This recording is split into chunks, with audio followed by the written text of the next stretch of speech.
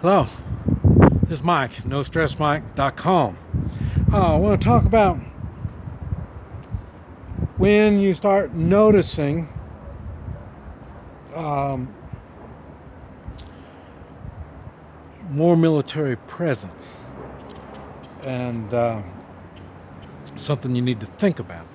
And I'm talking about it in the way if you are in a small community outside of a big city. And uh, now,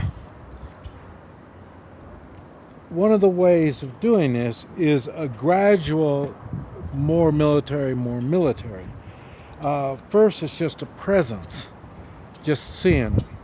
And then in time, they will start doing whatever they're ordered to do. And but they have to get in position first.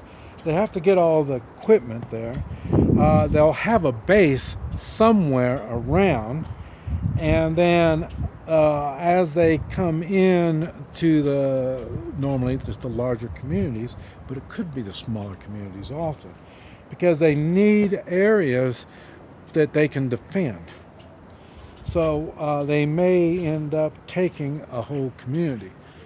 Normally, they use airports. Normally, that's the first place the military takes hold. So when you notice that the airports have more and more military personnel, that's giving you a sign. Okay, and but anyway, when you're in a small community and this stuff is coming, I'm sure you've got a protocol already worked out. And in other words, because what's going to happen is you're going to start having refugees. The smart people will be getting out real early. And once they see things aren't right, they're going to start moving. They're either going to grandma's house or someplace, somewhere, and they're trying to pull family together or stuff like that. And they may be not coming to your area, but going through your area someplace else. There's going to be a demand on everything to do with traffic. So we're talking about gasoline and tires and all kinds of stuff like that that's going to be in demand. So they'll be coming to your area. Now, what are you going to do when they come into your area? Now, what they do down here, my experience has been after a hurricane, it's difficult to get around. And roads are, some of the roads are down because of natural disasters. And what happens when the road is down or a bridge is out or something like that, they've got a way to stop you automatically right there because you can't go. So then once you drive up and you start asking, well, see, the bridge is gone. They say, yeah, give us some money. And then you've been mugged. Okay. Also,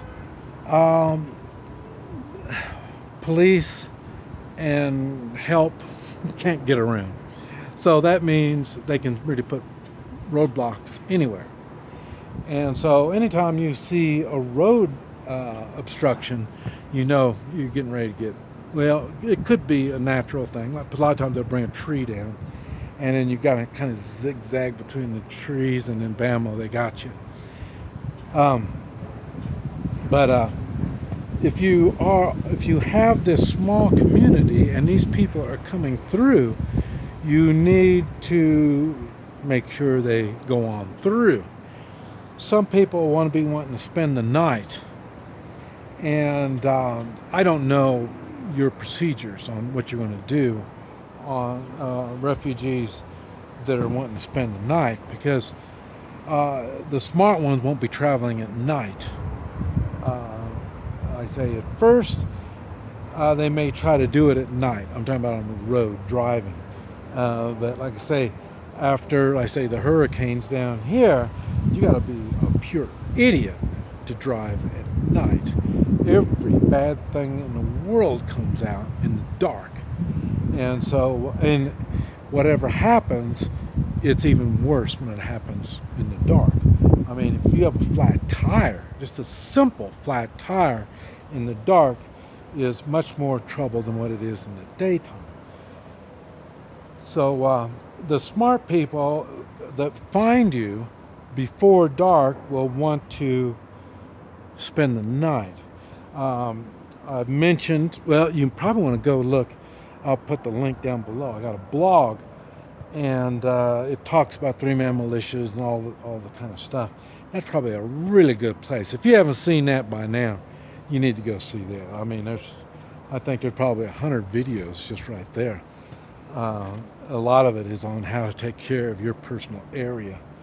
So, but you need to have some kind of something set up, because you're going to have to deal with these people one way or the other. Some are going to be good people and some won't be all that good. Some are going to be prepared that are just traveling through.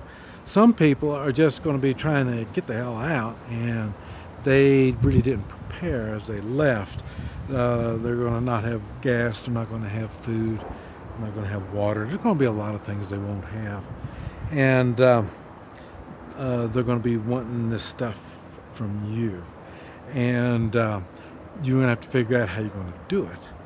And like I say, I've got videos talking about how to do it, and drawings, maps, I mean the whole thing.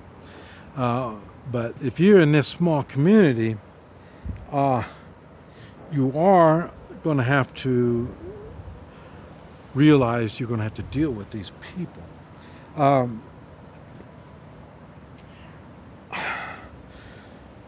You're going to have to, well, like I say, that blog will tell you everything you're going to be needing. But the thing is, you're not going to have much time once this thing starts. And if you're in this small community and you were planning on staying there,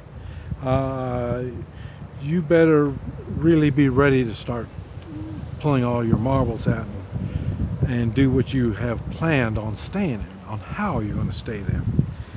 And now it doesn't matter if it's one house or if it's just a handful of houses in a small community, or like what we have. We have like 400 people in our small community, and but you're going to have to figure out what you're going to do and how you're going to do it, and that's the time you're going to be doing it. So the best thing is start thinking about that now, and well, you should have already thought about it. The smaller communities will be targeted. In other words, when it comes to martial law, they're not that worried about small communities when it starts off. But your ability to travel to town and back out will be restricted. So, and there might be, your small community might be declared demilitarized zone, kind of like the DMZ in Vietnam. And they may around a city, they may want to clear out maybe a 5-mile diameter around the city, especially if it's like a 50,000 population city. It's a pretty small city, but they may want to do something like that. And so if you're living within, like say, 10, 15, 20 miles from a city, you might be asked to move into some shelters that they'll furnish you a shelter. I think they call them FEMA camps. Yeah, they'll furnish you a place to get you out of that area, because you could be in danger in that area. I mean, that's why they got the martial law, to make sure people are safe, and you're spread out too much. We can't protect you out there, so we'll have to put you in an area where it's easier for us to feed you, give you shelter, and take care of you. So or like I say, they may be burning everything down.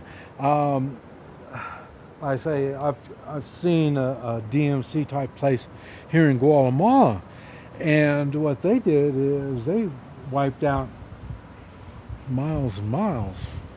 So so I mean, no telling what they're going to do. Uh, it all depends on where you're at. So if it's happening in one part of the country and not in your place, you might be thinking you're safe, but you're not. Um, it will eventually get to you. And how strict will it be?